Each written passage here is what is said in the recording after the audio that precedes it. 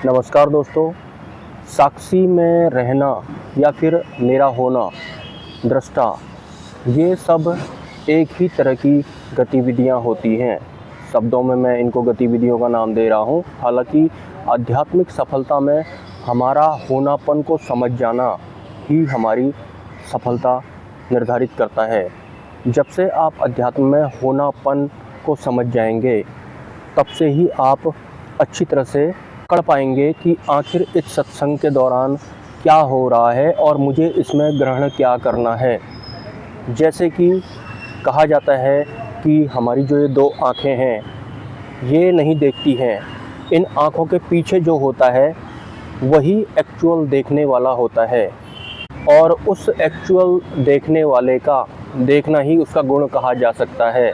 इसे अगर मैं थोड़ा और सरल करना चाहूँ तो हमारी आँखों से जो दिखना होता है, वो दिखने वाला जो भी गुण आप उसे कहना चाहो, वो उसी दृष्टा की वजह से होता है, या फिर उसी हमारे होने की वजह से, या फिर हमारी आत्मा की वजह से होता है। जैसे कि हमारे इन कानों को सुनाई पड़ता है, तो सुनना, ये जो सुनना पर्टिकुलर आपको एक वर्ड जैसा, शब्द जैसा लगता होगा, ये वही सुनना है।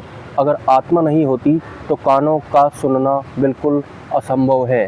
ठीक इसी तरह से हमारी जो नाक होती है, उसका सूंघना जो गुण है इस नाक का, अगर आत्मा नहीं होती तो फिर नाक सूंघ भी नहीं पाती। जब भी आप दृष्टा या फिर साक्षी के लिए प्रैक्टिस करेंगे तो आपको देखना या फिर दिखना में ज़्यादा केंद्रित रहना है। उससे आपको इसी भाव में होने में ज़्यादा मदद मिलेगी। हालांकि इसमें कर्तापन जैसे जैसे मिटेगा तो वैसे वैसे आप होनापन में होने लगेंगे। जो साक्षी भाव होता है या फिर जो दृष्टा होता है, वो सब कुछ देखता है और ये उसका होनापन होता है, और यही हमारा भी होनापन होता है। जैसा कि मैंने वीडियो के शुरुआत में कहा था कि जब से आप इस होनापन पर ज़्यादा फोकस करेंगे तो आप सरलता के साथ साक्षी भाव में उतर सकते हैं या फिर पहुंच सकते हैं। और जब हम गहरी नींद में होते हैं, जहां पर स्वप्न भी नहीं आ रहे होते हैं, तो उस नींद के दौरान जो हमें कुछ नहीं का एहसास होता है, वो कुछ नहीं का एहसास या फिर उसे भी यही हमारा दृष्टा या फिर जानने वाला या फिर हमारा होने को ही ये सब पता लगता है। मतलब जहाँ कुछ नहीं महसूस होगा वो भी इसी को पता लगता है, और कुछ होगा तो वो तो पता लगता ही है। मतलब हमारा होना हर जगह रहता है।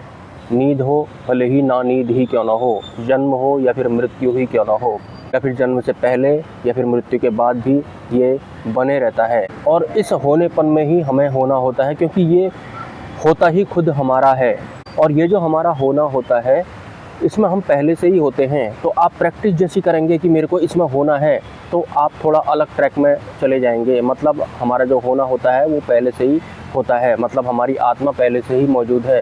तो जब तक आपकी होनेपन में शुरुआत नहीं हो जाती, जब तक आपको अपनी आत्मा का एहसास नहीं हो जाता, तो शब्दों से ही आपको ये सब समझना पड़ेगा। हालांकि आत्मा तो शब्द अतीत होती है, मतलब शब्दों में उसका वर्णन वगैरह नहीं किया जा सकता। आत्मा दिखाई भी नहीं देती है, मतलब वहाँ पर बिल्कुल जीरो वाला जैसा जोन होता है, जीरो भी कहना पड़ रहा है तो ये भी नहीं होता है। और आत्मा एक तरह से सत्य होती है, वो हवा और आकाश तत्वों से भी ज़्यादा सूक्ष्म होती है।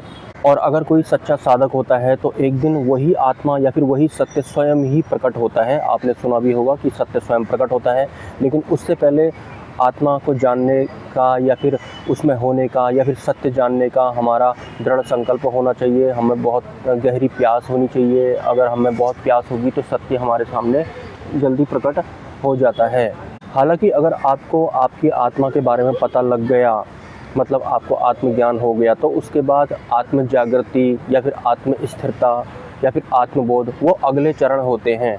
लेकिन सबसे पहले पता तो लगना चाहिए कि अनंत जन्मों से जो हमारा वास्तविक सत्य है, जो असली हमारा स्वरूप है, हमारी आत्मा, वो आखिर है, उसकी एक झलक तो हमें मिले। तो वो झलक मिल जाती है, और मैं इसके लिए अपने आप को एक जीता जागता सबूत मानता हूँ। हालांकि अपने आत्मा का ज्ञान बहुत सारे लोगों को पहले भी हुआ है, कि मैं भी उनमें से एक हूँ। और अभी मुझे अपना काफ़ी लंबा सफ़र तय करना है, क्योंकि आत्मा का जो सफ़र होता है वो भी बहुत ज़्यादा अनंत होता है।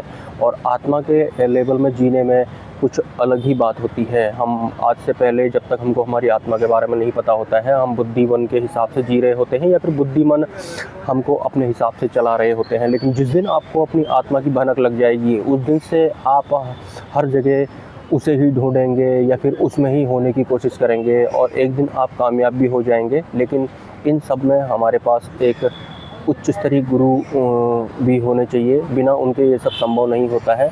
और अगर आप गुरु के बारे में कुछ जानना चाहते हैं तो आप उसके लिए भी मुझे व्हाट्सअप कर सकते हैं, या फिर अगर आप गौर से मेरे वीडियो देखेंगे सुनेंगे तो आपको काफ़ी सारी जानकारियाँ इस मामले में मिल जाएंगी।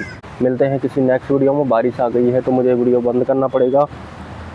और अगर आप किसी भी तरह का कोई सवाल करना चाहते हो तो आप कर सकते हैं, मेरे व्हाट्सअप नंबर पे कर सकते हैं, वो मिलेगा आपको कम्युनिटी पोस्ट में, फिर किसी वीडियो के कमेंट सेक्शन में भी आपको मेरा नंबर मिलेगा। आप डायरेक्टली मुझसे सवाल भी कर सकते हैं।